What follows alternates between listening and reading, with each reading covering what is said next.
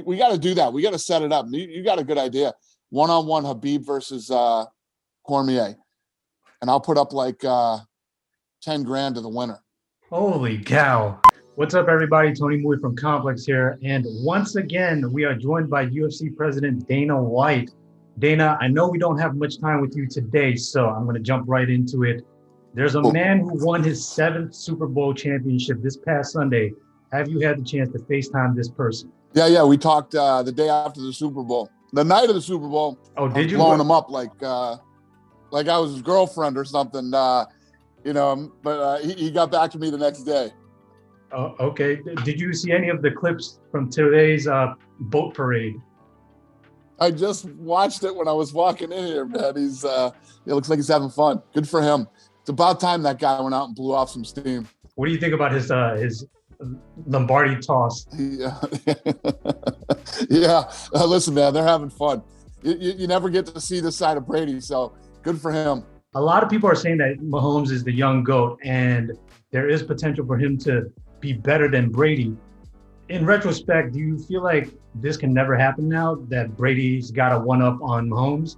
Unless, of course, they meet 2 more times and Mahomes beat him twice. So it's best 2 out of 3. That's so hard to say still. I usually people that go up against Brady or against the Patriots, I usually don't like them, but I like Mahomes a lot. This kid's tough. He's a great player. And obviously he's super young. I mean, this kid, the experience that he's getting right now going in against a guy like Brady and the team that they played on Sunday night, he'll come back stronger, and kid's a stud. I wish him all the success in the world. So what would you consider to be a Super Bowl victory in the UFC? Is it breaking pay-per-view records? Is it putting on a super championship fight? I don't know. Listen, Super Bowl, as long as my card is good from top to bottom, we put on an exciting night of fights. That's what I care about every night. I mean, when people come in and they lay down their money and they turn off the TV at the end of the night and they're happy they stayed home on Saturday and watched it, that's a Super Bowl victory for me. Fair enough. So there's actually 6 title fights lined up for the next 2 months, starting this weekend with Usman versus Burns, UFC 258. 2 former teammates fighting. In your opinion, what are the keys to victories for this fight? What does Usman have to do to defend the title, and what does Burns have to do to dethrone the champ? This fight was supposed to happen a while ago, and some things happened that made it not. I've been so excited for this fight for so long. Usman is nasty. This kid's 17-1. He is the welterweight champion. If this kid wins on Saturday night, he breaks Georges St. Pierre's consecutive fight streak record, and he's on a 16-fight winning streak that dates back 7 years. He's only lost 1 fight, and that was in 2013. This guy hasn't lost since 2013. He's an absolute stud, and he's going in against Gilbert Burns, who's undefeated at welterweight, multi-time Brazilian Jiu-Jitsu world champion. He's on a 6-fight win streak. And like I said, he's undefeated at welterweight. He's got a 74% finish rate. So what does all that mean? It means both of these guys are fucking studs. That's what it means. And it means that Saturday night, this fight is going to be so badass and such a good fight. And I literally can't wait for it. I mean, Dana, you're definitely selling me on this fight, but what are the keys to victory for Burns and for Usman? I don't know, to be honest with you. And I don't know if I've ever said that going into a fight. I think that both of these guys are so well-rounded. They're both they're former training partners. Somebody had to get the better of somebody in those training sessions back in the gym. I don't know who it was, but that absolutely positively gives that guy the mental edge in the fight, which is always important.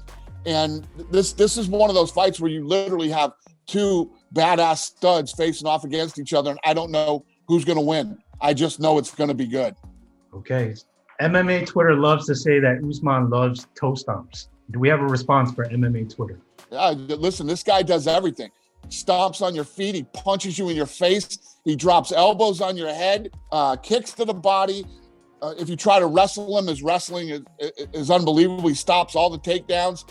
I mean, this guy does everything, including stomping your feet. Yes. Okay. So regardless of what happens this weekend, do we know who's next in line for the welterweight belt? Is it Edwards versus Chimaev? Is it Colby Covington? Yeah, I mean, you got Leon Edwards taking on Chimaev. Masvidal's still out there. Colby Covington, I think that the Colby Covington-Usman fight is one of the best fights I've ever seen in my career. Every time somebody asks me, what's your favorite fight you've ever seen? It's one of the fights that pops in my head. I was there. I can co-sign that one. So good. Amazing. Okay, so we've seen fighters fighting for the interim title and then dropping all the way down in the rankings. Do you feel like this fight for Kelvin Gastelum against Ian Heinisch is a make or break fight? Yeah, it's a big deal. The one thing you have to remember too, what I love about Kelvin Gastelum when he fights, tell me the last Kelvin Gastelum fight that sucked. This kid's never in a bad fight. This kid's always in a war, a dog fight. And, this fight with these two is going to be exactly the same. This fight's going to be an absolute war and an absolute dogfight. It's a very exciting fight too on the card. Okay, so I just saw you drop this on your social media, but tell us, for those who haven't seen it yet, what's a fight on UFC 258 card that we probably didn't know about? Well, I guess we could talk about one that I didn't talk about. Macy Barber's back. She's been hurt for a long time. This girl is promising that she's going to break John Jones' record as the youngest person to hold a title. So she's got to beat Alexa Grasso, who's looked awesome.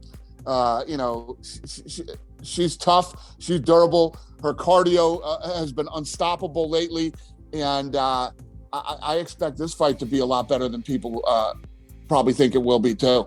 Okay, so the lightweight division is probably the most talked about division currently, unless of course you're Nate Diaz, who he thinks that's a dead division.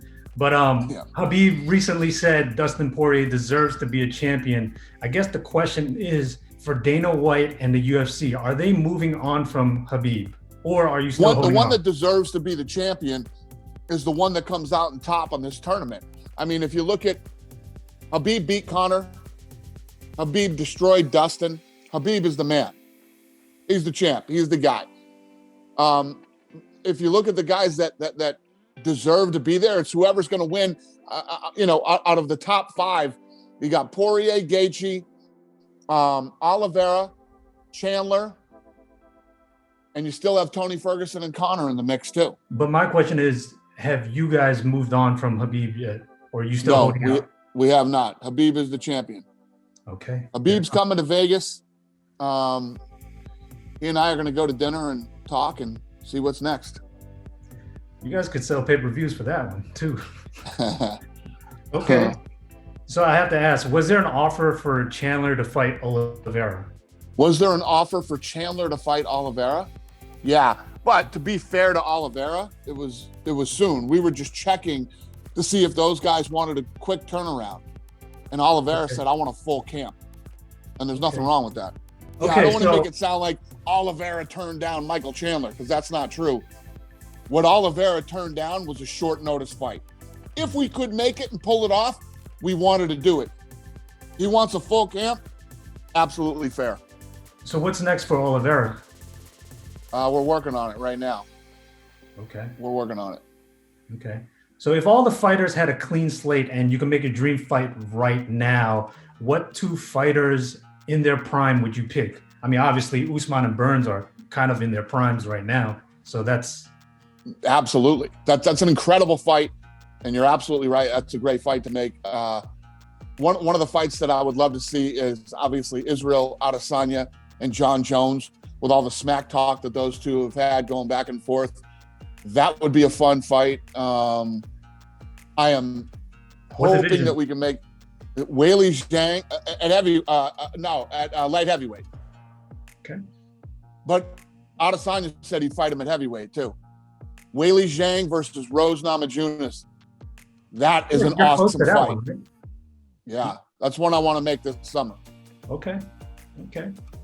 I guess, do we have an update for The Ultimate Fighter Season 29? It's coming. It's coming this summer. We start filming this summer. Any hints on the coaches? Let's just say we're working on two guys that'll be fun if we can pull it off. Any hints on division, or you want to keep that in the chamber? Welterweight division. Okay, I'll think about it after this interview. Okay, so last year you collaborated with the Nelk Boys. How did you initially find out about those guys? My kids turned me on to them, and then they reached out to me about going to a fight, and then we hit it off and have become very close. Are your kids teenagers? Yeah. Okay, I thought they were younger. So no, my kids are 18, 19. My daughter's 14. Wow, so that content is really down their alley, right there. Yeah, it's right down their alley. Yeah, they started showing me that stuff, and I was like, holy shit. Yeah, are there any other YouTube channels that you subscribe to or you watch other than MMA channels? No. Listen, all I do is I'm all fighting. I don't even watch a lot of movies, and I don't watch any TV at all. How do you get current events? I really don't. People tell me stuff around the office, and tell me what shows are hot and what's going on, and all that stuff. I was just hearing about it. I had a call yesterday with Ralph Macchio, and everybody was telling me how huge Cobra Kai is and how well it's doing. It's just like crushing it. And that dude is one of the coolest, nicest guys you could ever meet. He's a great dude. We met yesterday talking about working on something together possibly. And yeah, so I hear about these things from my staff and, some of the executives here that watch this stuff. Also, another thing I noticed, you tend to wear a lot of Jordan 1s. I don't know. How's your sneaker collection looking like? It's pretty good. I got a pretty badass tennis shoe collection, yeah. From put you onto these because the last time I interviewed you in person, you were not wearing Jordan 1s. Not that day. Fair enough. Not that day. Yeah. No, I've got a pretty good sneaker collection. I don't really put it out there or talk about it ever. You're like the first guy to ever ask me about it. Oh, we notice it. The sneaker community definitely notice it. I got okay. There you go. Some Jordan 1 lows. Are those? I believe they were the skateboarding Jordan 1s. Yeah, they are. Yeah. So when you start buying Jordan 1s? Yeah, I've had them for years. Holy cow! I've had them for years. I never wore them publicly a lot because of our Reebok deal. Right. Okay. So you never saw me really wear them publicly. Gotcha. Yeah, we'll wear a lot of Adidas too. I'm a big Adidas guy. So out of respect for Reebok and Adidas, I didn't wear a lot of Nike over the last 7 years. So if you were to give me your top 3 shoes in your collection, what would they be? The top 3 shoes in my collection? Yeah, tennis shoes, sneakers. I love the Jordan 1 Chicago's. Okay, classic.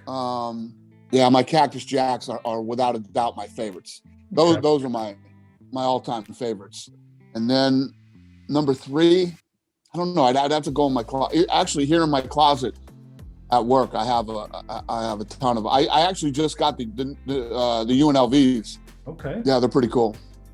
I gotta check out your sneaker closet one of these days for sure. I'll show you. Okay. You say when. Next time we talk, I'll do it in my closet, and I'll walk you through some of the shoes that I have. That'd be fantastic. Say less. Okay, final question for you. Since Khabib is technically retired, if he were to take on another sport, because we've all seen him play soccer and basketball, if he were to take on, let's say, the game of basketball and play one-on-one against DC, who's also retired, who would win that one-on-one game and how? Oh, I like that.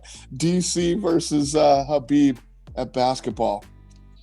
By the way, before you answer that, have you seen both of them play basketball before? I have not, but these are 2 guys whom I have a lot of respect for as athletes, and as people. So, and you know what a ball buster Cormier is. It was actually really nice to slap the shit out of him with this Super Bowl win with Brady, because all he did was talk shit about New Orleans nonstop. So, yeah, it was nice to win this thing. I would love to do that, though. We got to do that. We got to set it up. You got a good idea. One-on-one Khabib versus Cormier. And I'll put up like 10 grand to the winner. Holy cow. Bragging rights would be is all either one of them are going to want, but 10 grand makes it a little more fun. I feel like you definitely need to establish some type of rules because. Oh yeah, that game will get physical. That game will get physical. For sure. Well, Dana, let's do that. I'm going to do that. I'm going to do that. We'll do that, and we'll put it up somewhere. We're going to give you the credit for that one. I would love to watch that in person if possible. Deal. Then you can come cover it. You can be the ref. You can be the ref. Because DC likes to talk a lot of shit to me too. So does he really? Yes, he does. He's my guy. He's my guy. But we just bust each other's chops anytime. He's brutal. Yeah. Yeah, do it. Let's set this up. You set this up with my PR team, and you're the ref, and we'll set it up. Complex. Since you came up with this idea, I'll put up the 10 grand. We'll make it happen, and Complex can have the content. Wow. Okay. Well, I guess that's the easy part. The hard part is getting Khabib to play. Habib's here. Basketball. Habib's in Vegas. But is he willing? Okay. I'm not going to ask any questions. I'm just going to go forward with it. Let's see it. I'll see if my team can get it done. And you come up. Where are you? I'm in New York. All right. You'll have to put on 19 masks and fly out here for the for the game. For sure. All right. Well, Dana, I appreciate your time. Make sure everyone tune in this Saturday, February 13th, UFC 258 on ESPN Plus. Dana, did I miss anything? No, sir. It's perfect.